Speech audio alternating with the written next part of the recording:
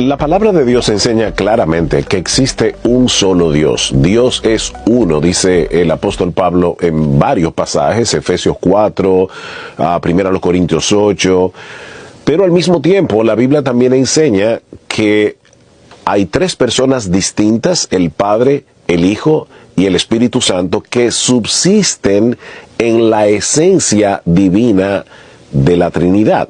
De manera que nosotros tenemos un solo Dios que subsiste en tres personas. El Padre es Dios, el Hijo es Dios, el Espíritu Santo es Dios.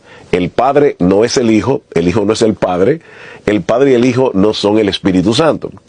Cuando el Señor Jesucristo, por ejemplo, nos da la gran comisión, Él nos dice claramente en Mateo 28 que nosotros debemos llevar el Evangelio para hacer discípulos a todas las naciones, bautizándolos en el nombre, no en los nombres, sino en el nombre del Padre y del Hijo y del Espíritu Santo, enseñándoles que guarden todas las cosas que yo os he mandado. Así que aquí tenemos un solo nombre, en el nombre del Padre y el Hijo y el Espíritu Santo.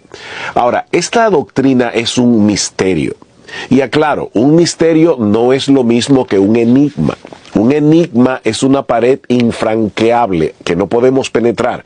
Un misterio es un océano sin fondo en el cual nosotros podemos sumergirnos porque Dios nos ha revelado en su palabra que Él es un Dios trino, pero nunca vamos a tocar pie. No importa qué tan profundo lleguemos, nunca vamos a entender del todo cómo es que tenemos un solo Dios que subsiste en tres personas.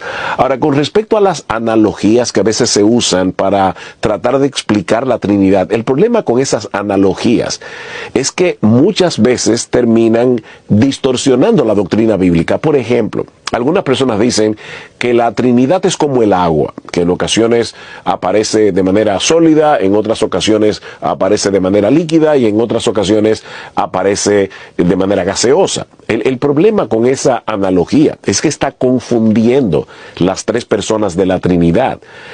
Vuelvo y repito, el Padre no es el Hijo no es el Padre y el Hijo no son el Espíritu Santo.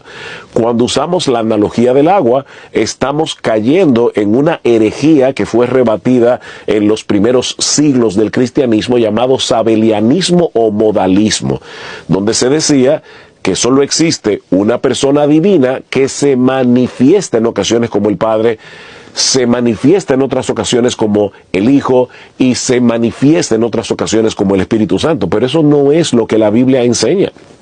Nosotros vemos a Cristo en el bautismo orándole al Padre. O sea, aquí tenemos al Hijo orando al Padre y luego dice que el Espíritu Santo descendió sobre él en forma de paloma. Así que evidentemente el Hijo está orando aquí en las aguas del Jordán, el Padre está escuchando su oración y el Espíritu Santo está descendiendo sobre el Hijo. Son tres personas distintas.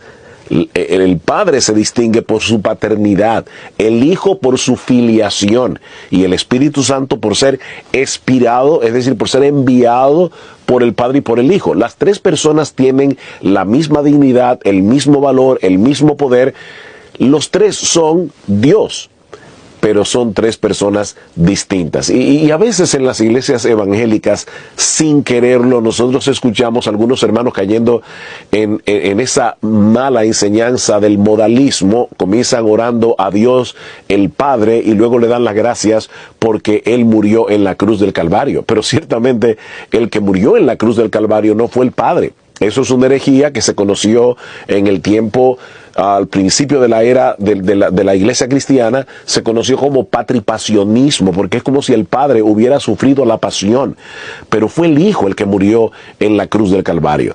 Así que la Trinidad es un misterio, pero es un misterio que ha sido revelado y toda nuestra fe, toda nuestra adoración es una adoración trina. Nosotros adoramos a Dios el Padre, adoramos a Dios el Hijo, adoramos a Dios el Espíritu Santo. Es un misterio, no es un enigma, pero debemos ser cuidadosos al tratar con esta doctrina de no traspasar los linderos de la palabra de Dios. Ser bíblico es hablar donde la Biblia habla y es callar donde la Biblia calla.